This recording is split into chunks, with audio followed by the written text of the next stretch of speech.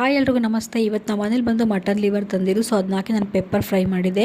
ಮಾಡೋದು ತುಂಬಾ ಈಸಿ. ಯಾವ ರೀತಿ ಮಾಡೋದು ಅಂತ ನೋಡ್ಕೊಂಬರೋಣ. ಮೊದಲೇದಾಗಿ ಬಾಣಲಿಗೆ 2 ರಿಂದ 3 ಟೇಬಲ್ ಸ್ಪೂನಷ್ಟು ನಾನು ಎಣ್ಣೆ ಹಾಕಿ ಕಟ್ ಮಾಡ್ಕೊಂಡಿರೋಂಥ ಈರುಳ್ಳಿ, ಹಸಿಮೆಣಸಿನಕಾಯಿ, ಕರಿಬೇವಿನ ಸೊಪ್ಪೆಲ್ಲ ಹಾಕಿ ಚೆನ್ನಾಗಿ ಫ್ರೈ ಮಾಡ್ತಾಯಿದ್ದೀನಿ.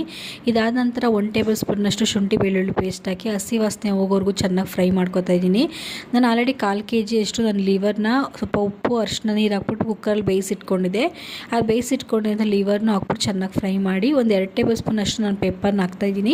ಸ್ವಲ್ಪ ನೀರು ಹಾಕ್ಬಿಟ್ರೆ ಚೆನ್ನಾಗಿ ಡ್ರೈ ಆಗೋವರೆಗೂ ಚೆನ್ನಾಗಿ ಕುದಿಸ್ಬೇಕು.